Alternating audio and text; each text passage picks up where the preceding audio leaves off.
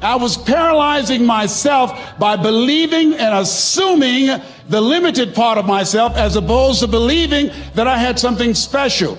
You have something special. There's something you want to do. Because you don't know how to do it doesn't mean that you can't learn. I like something that I heard. You don't have to be great to get started, but you have to get started to be great. To the pessimist, the glass is always half empty. To the optimist, the glass is half full. Why would the same measure affect people two different ways? Answer: it all depends on how you look at it. Our lives are mostly affected by the way we think things are, not the way they are. The way we think they are affects us most. One of the major things Shove taught me when I met him, he said, poor thinking habits keeps most people poor. Not poor working habits. Most people work hard, but they don't think hard. And Shove taught me that the mind is like a factory, a mental factory. And whatever you think about all day long pours ingredients into this mental factory. And that's what builds the economic, social, financial fabric of your life. He quoted me a Bible phrase that says, as you think, so you become. You have control of this. This belongs to you. This is yours. You're the captain, you're the master, you're the foreman, you're the general, you're the head. Don't give control of this to nobody. What is the gift? Your higher faculties, your perception, memory, imagination, reason, intuition, and the will. These are all high mental tools. Through imagination, we can zip ourselves onto a higher frequency. We just use our imagination and build a picture of the good we want. And then we hold that picture with our will. The will is what gives us the idea to focus, to concentrate. When President John Kennedy asked Dr. Wernher von Braun what it would take to build a rocket that would carry men to the moon and bring them back safely to Earth, von Braun said, the will to do it. In other words, you've got to see it and hold the picture in your mind. You will attract everything you need. What would your life be like as you look toward the future if you decided, I'm not going to allow my fears to stop me? What would your life be like? What would your future be like if you decided to want that which you desire so strongly that it prepares you past your fears, that you experience the fear, as the one book says, feel the fear and do it anyway? What would your life be like? And I'm saying to you that all of us who have been entombed by fear have the capacity to resurrect ourselves and to resurrect our dreams.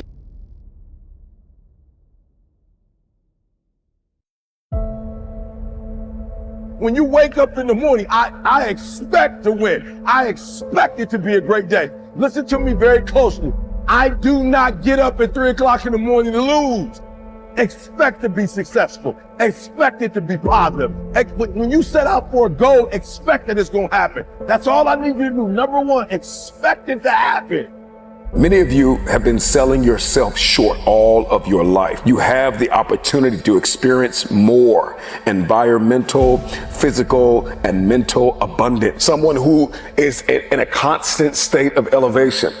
Their self-talk is, I know who I am, I know where I'm going, and I know where I came from.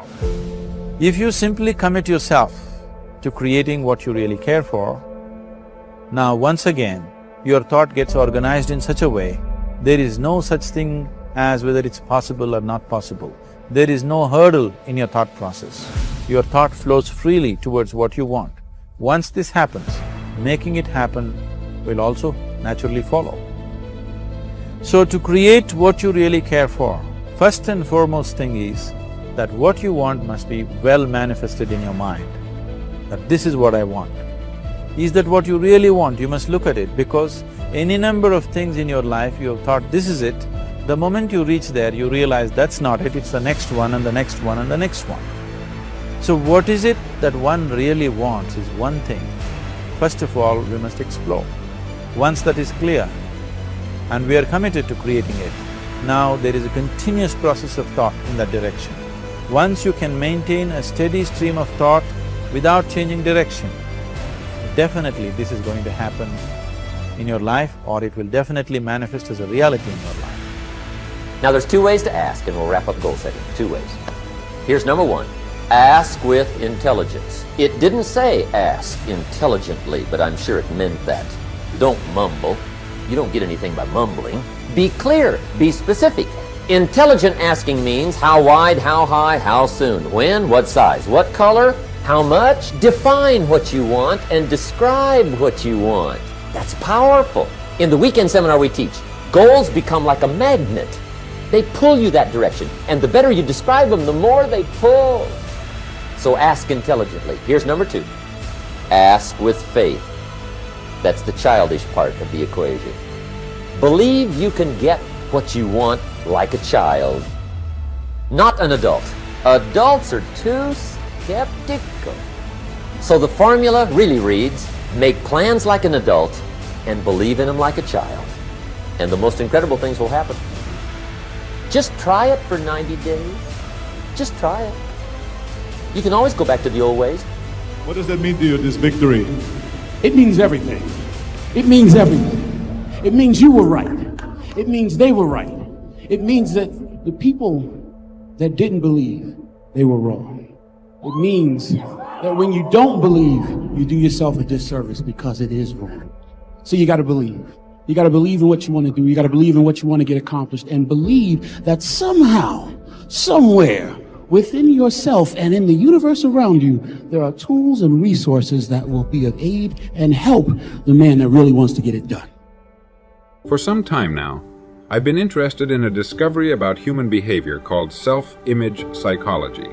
You may already be familiar with the self-image idea. This is the principle that each of us is controlled by his mental picture of himself. If you thought much about it, I'm sure you agree that a good self-image is vital to our happiness and to the achievement of our goals in life. But if you aren't yet familiar with this new idea, let me introduce it by quoting my old friend Dr. Maxwell Maltz, who said, "The most important psychological discovery of the century is the discovery of the self-image. Our self-image is our own conception of the sort of person I am. Each of us builds a self-image out of his beliefs about himself. It's unconsciously formed from past experiences, our successes and failures, our humiliations and triumphs.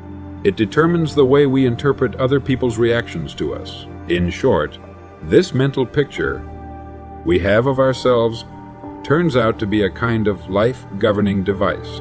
That's the most significant part of the whole self-image principle, that our mental picture determines our interpretation of everything that goes on about us, our reactions to life and other people, our feelings, thoughts, actions, even our ability. We are the person we believe ourselves to be, if we're anywhere near normal, and we're consistently that person in everything. Now it's interesting, isn't it? It's exciting too, when we realize that our self-image can be changed. If for one reason or another, we've developed an image that's too limited to permit our achieving maximum results in life, that image can be enlarged, improved. There's one point to keep in mind here, though. We can't outgrow the limits we impose on ourselves. Our thoughts, habits, even our abilities must be those of the person we believe ourselves to be. We can set new limits in place of old ones, but we can't surpass the limits of our current self-image. There's a story about a Wisconsin farmer who was walking through his fields one day when he stumbled over a little glass jug in his pumpkin patch.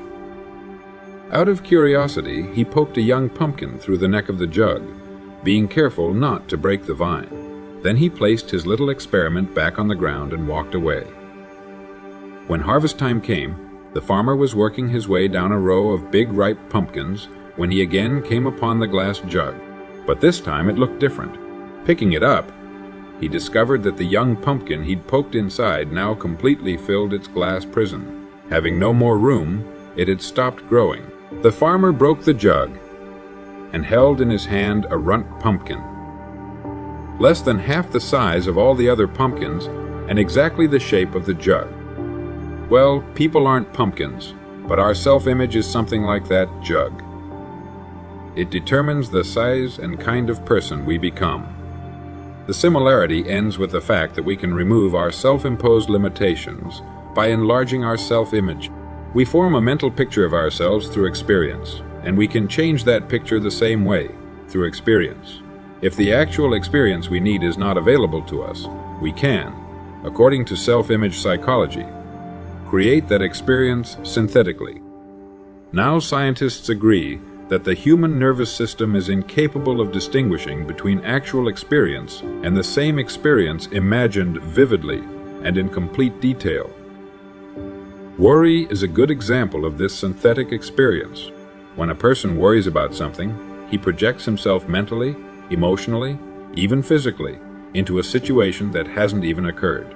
The man who worries intensely about, well, say failure, finds himself experiencing the same reactions that accompany actual failure, feelings of anxiety, inadequacy, and humiliation, and eventually headaches and an upset stomach. As far as his mind and body are concerned, he has failed. And if he worries about it long enough, if he concentrates on failure intensely enough, he will upset himself to the extent that he will fail, and he'll get sick. Now, everything can be used in either of two ways, positively or negatively, constructively or destructively. Worry is the negative use of creative imagination, but most people apparently never realize that positive results, just as real as the negative results of worry, can be achieved through using our imagination constructively. Our minds are complex and marvelous, but like electronic computers, they can only act on the data we feed them. The man who worries about failure is unwittingly defeating himself.